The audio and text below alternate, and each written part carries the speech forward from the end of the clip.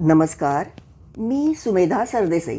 रोग व निवृत्ती, आपत्ती निवारण आणि शिव उपासना यात आपले पुन्हा एकदा स्वागत आहे.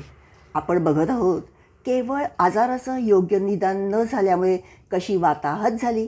तब्बल 3 वर्ष 3 महिने आणि 15 दिवसांच्या अथक प्रयत्नांनी काही मर्यादित सुधारणा होऊन मी परत बँकेत कामावरती जायला लागले. आम्ही खूप आनंदात होतो त्या काळात. अधूनमधून एखादा नाटक, सिनेमा बघत होतो. जवळ पर्यटनाला जात होतो. वर्तमानपत्र, मासिकं यात 1-2 लेख छापून येत होते. अशातच माझ्या सासरच्या लोकांनी माझ्यावरती कोर्टात खटला भरला. ऑगस्ट 98 पासून कोर्टात आम्ही जायला लागलो. 2-3 वार झाल्यानंतर काउन्सिलरनी सुरुवात केली. तुमची विरुद्ध पार्टी म्हणते आम्हाला घर पाहिजे, गळ्यातला हार पाहिजे. हे पहा, मागण्याचा अधिकार माझा आहे, मी तर काहीच मागत नाही. पण जे माझं आहे ना ते मी सोडणार नाही. अहो, ती माणसं फार वाईट आहे. तो अगदी गुंड. काय मागतायत ते देऊन टाका ना. हे पहा, या बाबतीत माझा अनुभव 9 वर्षांचा म्हणजे तुमच्यापेक्षाही जास्त आहे. मला सांगूच नका तुम्ही ती माणसं कशी आहेत ते.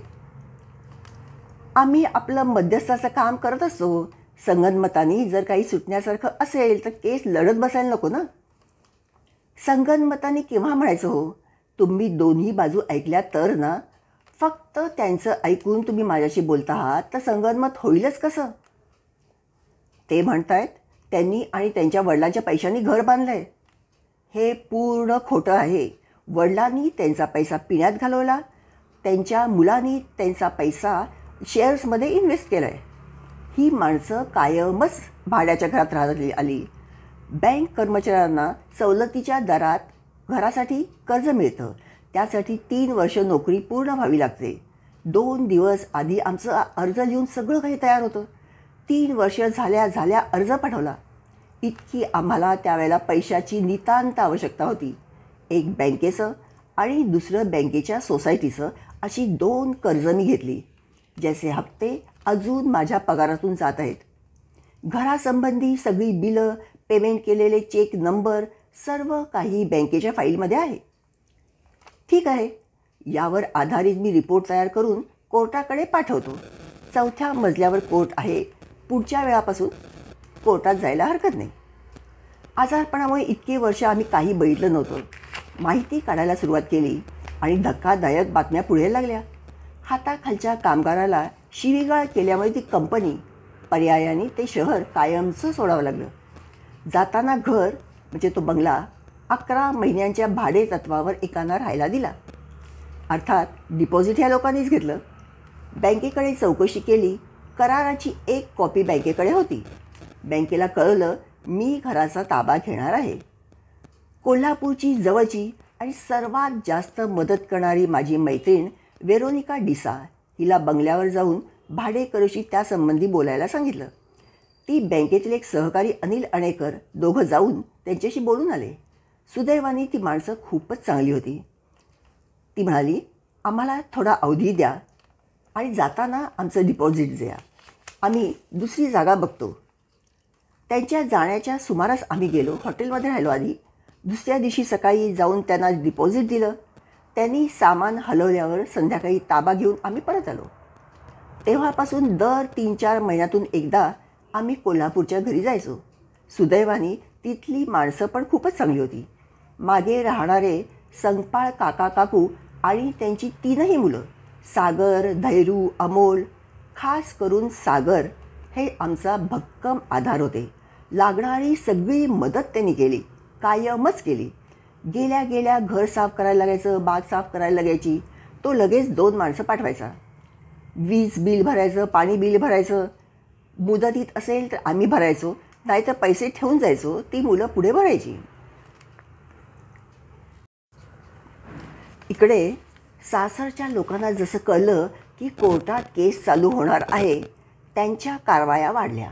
माझ्या एकेका नातेवाईकांकडे जायचं, त्यांना काय काय सांगायचं. तुमच्या घरातली ही बाई तुमचं ऐकत नाही, तिला सांगा आम्हाला काय पाहिजे ते देऊन टाका आणि मोकळं व्हा म्हणून.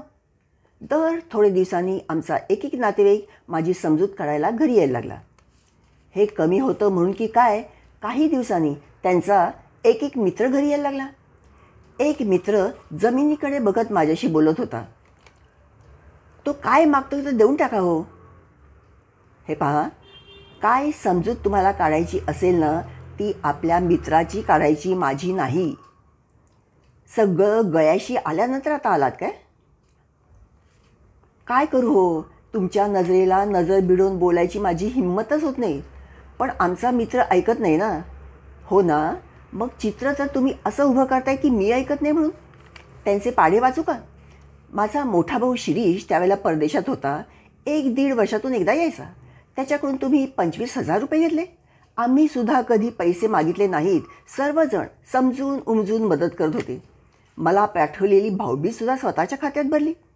मारुती कार बुकिंगसाठी माझ्या बँकेकडून नंबर लावला आणि नंबर आल्यावर न सांगता कार परस्पर विकून टाकली.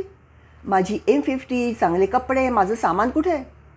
शहर सोडून जाताना तुमच्या एका मित्राने कोऑपरेटिव्ह बँकेकडून कर्ज घेतलं. तुम्ही जामीन राहिलात. तुम्ही दोघेही गायब. या माणसाची बायको बँकेत काम करते म्हणून तिथे आता माझं नाव आलं आहे. किती खोटेपणा करालो हां, बास झालं आता. त्यानंतर एकदा त्यांचे वकील येऊन गेले. सगळ्यांना मी हेच सांगितलं, आता तुम्ही आम्ही कशाला बघायचं, कोर्ट आहे ना, कोर्ट बघून घेईल. त्यानंतर कोल्हापूरच्या त्यांच्या नातेवाईकांचा फोन यायला लागला. माझी मोठी बहीण आणि तिचे यजमान यांना आमचे वकील बोरवणकर यांच्याकडे एकदा बोलवण्यात आलं. ती माणसं आलेली होतीच. काय खुमखुमी आली आहे का लढायची तुम्हाला? खुमखुमी? बसा जन्मभर लढत. या कोर्टात 4-5 वर्ष जातील, मग मी वरच्या कोर्टात जातो. तुम्हाला रस्त्यावरच आणतो. मी काय काहीही करू शकतो. दुसरं लग्नसुद्धा करू शकतो. घर सोडतोय, पण आहे त्या कंडिशनमध्ये ते असणार नाही, हां, सांगून ठेवतोय. जानेवारी 2000पासून कोर्ट केस जोरात सुरू झाली. प्रत्येक वेळेला ती माणसं काहीतरी नवीन क्लुप्त्या काढत होती. त्यातली एक सांगते. एकदा म्हणे, आम्ही अजून विभक्त झालेलो नाही, आपण ओळखायचं बरं की पुढे काहीतरी धोका आहे. म्हणजे बायकोच्या प्रत्येक गोष्टीवर माझा 50% अधिकार आहेच, म्हणजे घरावर सुद्धा. हो, उद्यापासून मी गेल्या 6 वर्षात आजारपणासाठी किती खर्च आला ते लिहायला सुरुवात करते. त्यातले 50% आधी द्या, मग घरातला 50% शेअर घ्या. नुसता फायदा घेऊन कसं चालेल? अपेक्षेप्रमाणे पुढच्या वारी उत्तर आलं, राहू दे. बोलायच्या आधी थोडा तरी विचार करायचा. बोलायचं आणि प्रत्येक वेळेला तोंडावर पडायचं. एकदा कोर्टाकडून पगाराच्या स्लिपा मागण्यात आल्या. एकदा त्यांच्या लोकांच्या सगळ्या साक्षी झाल्या. बहीण, भाऊ, मामा, मामी, 8-10 माणसं होती. काहीही न करणारी ही माणसं आम्ही किती काय काय केलं ते अगदी खुलवून सांगत होती. सगळं संपल्यावर मी बाहेर आले तर 100 माणसांचा जमाव जमला होता. मला बघून एक माणूस पुढे आला. अहो, ती माणसं किती मोठमोठ्याने ओरडून बोलत होती. बोलायची काय पद्धत. आम्हाला बाहेर सगळं ऐकू येत होतं. 2.5 तास झाल्यावर मी उठलो. इकडच्या माणसांना गोळा केलं. अजून 10 मिनटं जर तुम्ही आला नसताना बाहेर तर आम्ही आत घुसणार होतो, कारण तुम्ही फक्त दोघीच होतात, मी आणि माझी आई. मी त्यांना म्हटलं, धन्यवाद. आपली ओळख नसतानासुद्धा मदतीच्या हेतूने तुम्ही सर्व जमा झालात. काय आहे, परत त्यांना माझ्यावर ओरडायला मिळणार नाही ना. त्यामुळे आजचा कार्यक्रम हा त्यांच्यासाठी खास होता. त्यानंतर काही दिवसांनी तपासणी, मग उलट तपासणी, असं सर्व काही झालं.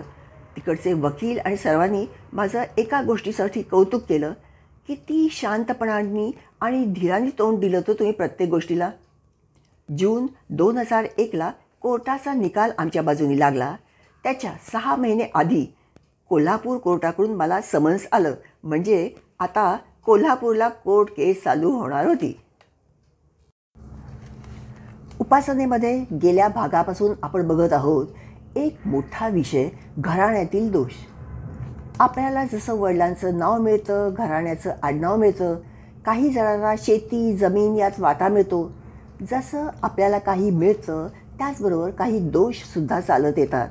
माझ्या पाहण्यात 2 घराणी अशी आहेत, त्यातील प्रत्येक माणूस कॅन्सरने जातो. एक घराणं आहे, शेवटी प्रत्येकाला स्मृतिभ्रंश होतो, काहीही कळत नाही. असा कालावधी किती असेल सांगता येत नाही. अशा परिस्थितीमध्ये अंत होतो. आपण बघतो एखाद्या घरामध्ये आई वडील आहेत, बायको आणि एक लहान मूल आहे, आणि त्या तरण्या ताठ्या एकुलत्या एक मुलाचा मृत्यू होतो. काय कोसळतं त्या घरावरती. शिवाय मार्गात येणाऱ्या अनंत समस्या हा आपला सर्वसाधारण लोकांचा मोठा प्रश्न आहे. आपले पितर हे आपल्या कुळाचं रक्षण करतात, म्हणून श्राद्ध करून त्यांना संतुष्ट करायचं. भाद्रपद कृष्ण पक्ष म्हणजे आपल्या गणपती नंतरचा पितृ पंधरवडा म्हणजेच महालय श्राद्ध. प्रत्येक महिन्यातली अमावस्या, अक्षय तृतीया आणि नागपंचमी या खास पितरांच्या तिथी आहेत. यापैकी किमान 2 वेळा त्यांची आठवण काढणं, त्यांना नैवेद्य दाखवणं आवश्यक आहे. शक्य असेल तर एकदा सवाष्ण किंवा मेहूण बोलायचं. आपण जे काही साधंसुधं करू ना, ते आवडीने त्यांनी खाल्लं पाहिजे. असं एक मेहूण पाहिजे. पार्टी कल्चर नको, हेच पाहिजे तेच पाहिजे. नैवेद्य दाखवताना सर्व पितरांना उद्देशून एक मंत्र म्हणायचा. ओम नमो सर्व पितृदेवताभ्यो नमः. म्हणजे आपल्या सर्व पितरांच्यापर्यंत ते पोचतं. कावळा, कुत्रा, गाय यांना अधेमध्ये खाऊ घालायचं. अनेक जन्मांची पापं आणि घराण्यातले दोष जाण्यासाठी आपल्या ऋषीमुनींनी सांगितलेला आणि सिद्ध केलेला एक महामंत्र आहे. ओम नमो भगवते वासुदेवाय. ओम नमो भगवते वासुदेवाय. संकल्प सोडून हा मंत्र म्हणायचा. सर्वसाधारणपणे मंत्रात जितकी अक्षरं असतात तितके लाख जप करतात. आपली पुढची पिढी चांगली निघावी असं जर वाटत असेल ना, तर जरूर प्रयत्न करा. माझा व्हिडिओ जर आपल्याला प्रेरणादायी वाटत असेल तर जरूर लाईक करा, शेअर करा, बेल आयकॉन दाबा म्हणजे पुढचे व्हिडिओ पण येतील. आणि पहिल्यांदाच जर आपण माझ्या चॅनलला आला असाल तर जरूर सबस्क्राईब करा. धन्यवाद.